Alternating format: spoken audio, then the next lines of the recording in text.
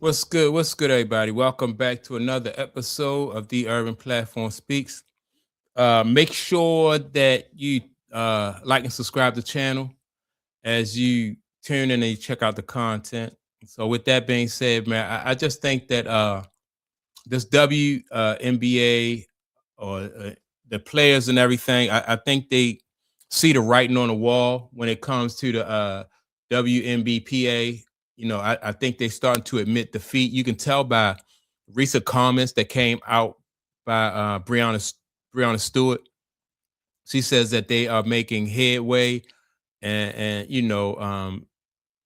but the thing is, like I think it's they're not that they're really making headway, but I just think that because the Adam Silver is not really negotiating with him. He put an offer on the table, and it's up to them to accept it or not accept it. And I also think that the representatives, the legal representatives for the players, just letting them know, like some of what could happen if these players decide to go on strike.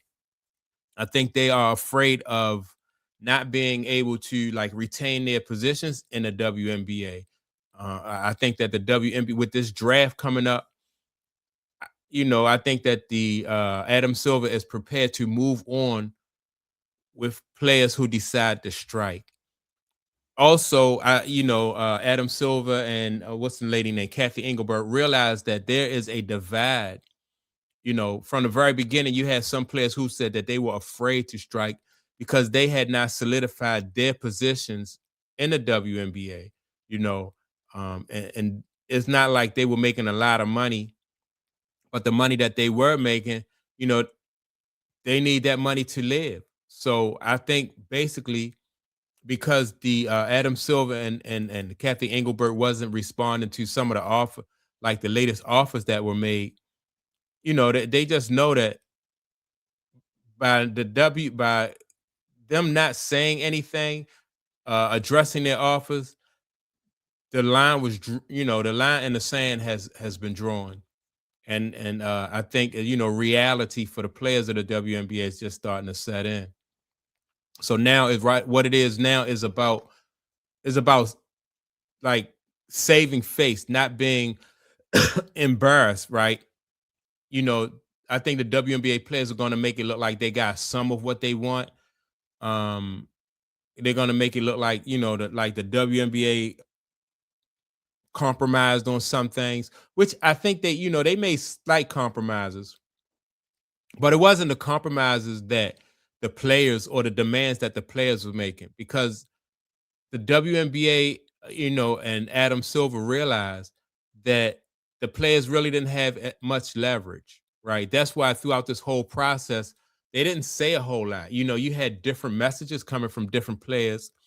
The young lady Sabato, she was saying that the offers that were made early on was a smack in the face, was a slap in the face. Then you had I think it was Angel Reese was saying that, we ready to go to strike. And if we don't get what we want, we're going to strike. Things like that, right? And this whole time, the WNBA wasn't saying anything. Then you had Nafisa Collier calling out, Kathy Engelbert and saying that, how, I don't know, underhanded she was. And still, like they, like the officials in the WNBA and Adam Silver really didn't feel a need to address any of that stuff. They just allowed these young ladies to paint themselves in a corner, realizing that they, like I said, realizing that they didn't really have any leverage, because it just without saying anything, I think he just made it seem like that Adam Silver, like they would move on without him. He just gave an interview where he said that the WNBA is moving on with their plans to expand, you know, as they're expanding as planned. So they're gonna add two more teams. Now, and I think that the players know that like all right, once he make that statement to add two more teams, then like you can't even disrupt their business. You can't mess with their money or anything like that. So they're going to get a raise, probably not what they were expecting or wanting to, but I think it's better than nothing, right? And I heard people say, well, the plan, it's fair. What Adam Silver is offering the WNBA players is fair. That's not for me to decide, because I'm not, I'm not in their shoes, so that's not for me to decide. But I think right now this is the best that they probably can do, like whatever the offer is that's on the table. But let me play some audio from this young lady. I forgot what the name of her show is, but she also spoke about it. And let me see what she had to say about it. Proposal that they submitted to the union.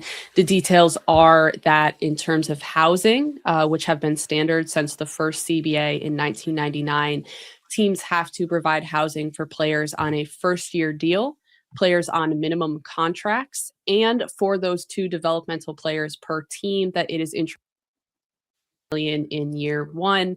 Their previous proposal was around 5.5 million, and the last year, so 2025 salary cap was 1.5 million.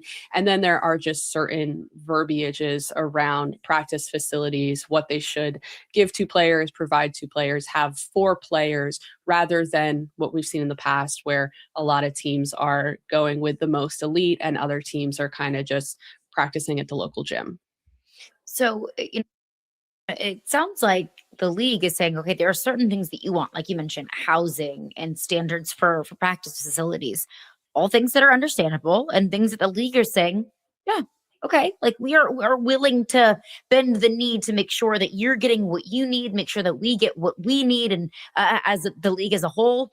But it's fascinating to watch all of this unfold, Cass, because I felt like at the very beginning, let's go back to right after the Lynx were bounced from the postseason when Nafisa Collier had her media availability. She had a lot of very bold and choice things to say about Kathy Engelbert.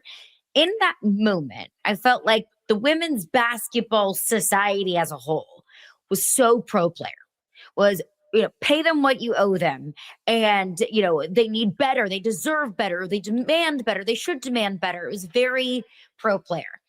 And I feel like there has been this shift in the court of public opinion and in public perception that feels a little bit more pro league. Now, I don't think that it should be, okay, you're either pro league or you're pro player and there's no in between. Of course, it's not always black and white. There has to be a little bit of gray. But it does kind of feel like there's been a little bit of a shift. So where things are right now, league versus players, how are both sides handling this? All right, so I don't know, like me personally, I don't know if I feel like it's pro league or pro player, right? I just think it's just facing reality. Like from the very beginning, I just understood that, and I think a lot of people understood that. Like, although the players were very outspoken and the players were, they were the loudest, I just think that they didn't have the leverage, And I think, like I said from the very beginning, that the league understood that players didn't have leverage like that, And so I think part of the players' strategy was to kind of like embarrass the league or shame the league into doing certain things.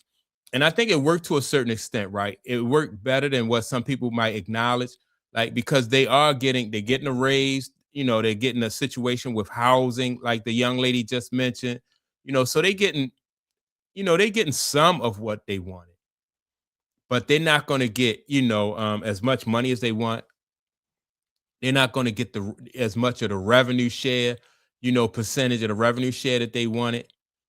And so what is going to have to happen is they're going to just have to wait and go to, you know, continue to grow the league, make the league more popular, and then that will give them more leverage, But other than that, I don't think that I don't think they had any leverage. And like I said, with I'm not pro player or pro, I mean, I like to see the players get their money, because they work hard, they play hard. If you have a good product, I think you should be compensated for it, right?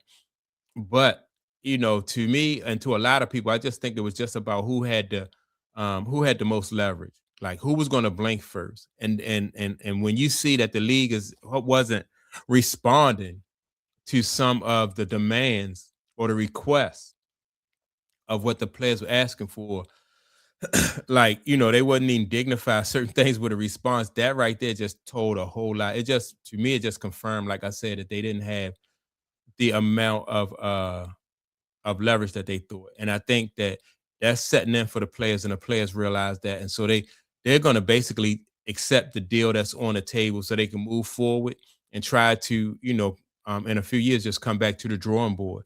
But in between now and then, I think that, they need to just focus on giving the people a better product so they can have more leverage when, the next time they go to the table to try to get more money. So that's my take on it. Make sure to like and subscribe to the channel.